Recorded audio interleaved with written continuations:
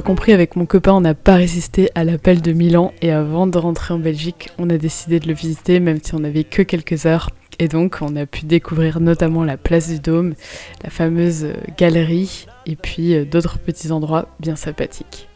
Though today has ended, the night's still young, I'd say.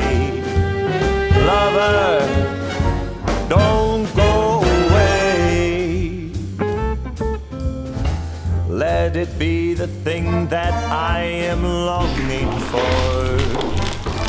Let's fly out. Comme tu peux le voir, je me suis aussi laissée tenter par un bel objet pour pouvoir allumer la gazinière de Gaston. J'aime l'idée de ramener de beaux objets utiles dont je me servirai au quotidien et qui me rappelleront à chaque fois à nos souvenirs de voyage. Lover, please, please stay.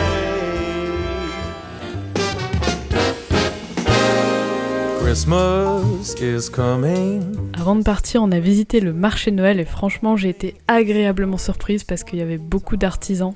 Enfin, c'était hyper riche tout ce qui était proposé, comparé à certaines villes où parfois c'est beau, mais il n'y a pas forcément beaucoup d'artisans, etc. Put the tinsel on the tree, because Christmas is coming, my dear. Pour ce chapitre 4 de la vidéo, j'avais envie un peu de te partager les conseils pour circuler à Milan en voiture, surtout si tu n'as que quelques heures ou une journée pour visiter Milan, parce que j'ai dû pas mal chercher d'informations le jour même quand on était sur la route vers Milan, et j'avais envie de te partager tout ça pour que tu n'aies pas à chercher si toi aussi tu as envie de visiter Milan en voiture. Donc déjà, ce qu'il faut savoir, c'est que dans Milan, il y a ce qu'on appelle des ZTL, donc des Zone a Traffico Limitato, et donc ça veut dire que, eh bien, évidemment, certains véhicules ne peuvent pas circuler. Donc en fait, ce qui se passe, c'est que Milan est divisé en deux aires. On a l'aire B et l'aire C. On a l'aire B qui comprend quasiment la majorité de la ville de Milan, où il y a certains véhicules en fonction de leur classe, Euro 3, Euro 5, etc., ne peuvent pas rentrer. Donc ça, c'est mis à jour au fur et à mesure, donc je te conseille d'aller voir directement sur les sites officiels. Et on a ensuite l'aire C, donc on a vraiment la B qui englobe tout, puis l'aire C qui est vraiment tout autour du quartier historique de Milan. Et là, c'est encore plus limité au niveau des véhicules qui peuvent y accéder.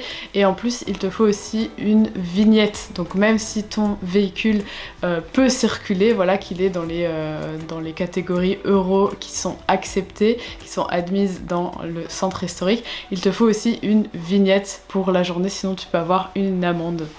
Et en fait, il y a certains endroits, certains parkings qui vendent aussi directement la vignette.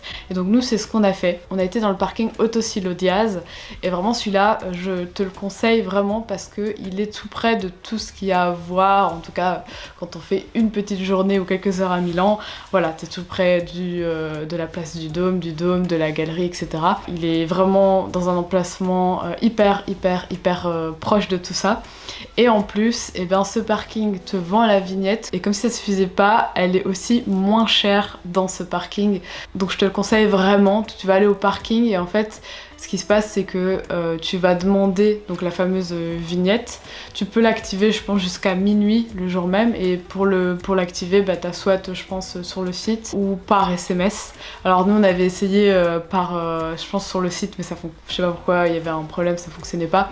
Et on l'a fait par SMS et il y avait eu un problème aussi, ça s'activait pas. Donc finalement, on a fini par appeler la centrale. Heureusement, comme mon copain parle un minimum italien, on a pu s'en sortir. Bon, c'est peut-être parce qu'on avait une plaque belge, je sais pas, il y a eu un petit souci, mais a priori ça devrait pas être très compliqué. En tout cas au départ c'est pas censé être compliqué, t'as plusieurs façons de l'activer, mais il faut surtout pas oublier d'activer ce ticket. Donc en fait quand tu reçois le ticket, c'est pas terminé, c'est pas parce que tu l'as payé que t'es ok, il faut vraiment enregistrer ta plaque pour que la vignette soit valable et que tu ne reçoives pas une amende voilà, quelques semaines après ton retour. Alors peut-être petit conseil aussi qui est pas forcément lié au fait d'aller en voiture. J'ai remarqué qu'il y avait quand même énormément de gens à Milan, t'as dû le voir au début de ma vidéo, enfin vraiment c'était bondé.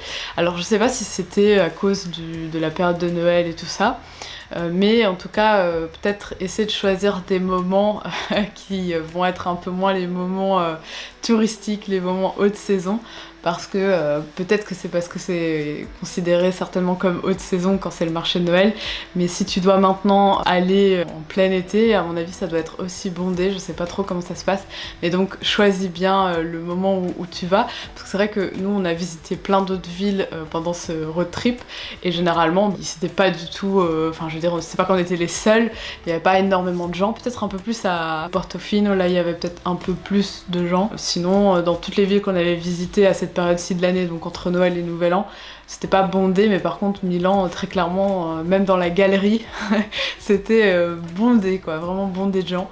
Donc voilà, peut-être bien choisir aussi la période quand tu vas aller visiter Milan. Voilà un peu pour les petits conseils que j'avais envie de te partager, et voilà les retours d'expérience par rapport à ce voyage. J'espère que tu as apprécié cette vidéo sur Milan, et puis si c'est le cas, n'hésite pas à mettre un petit pouce, à t'abonner si tu veux suivre aussi le reste de mes aventures, et puis je te dis à très vite, ciao ciao.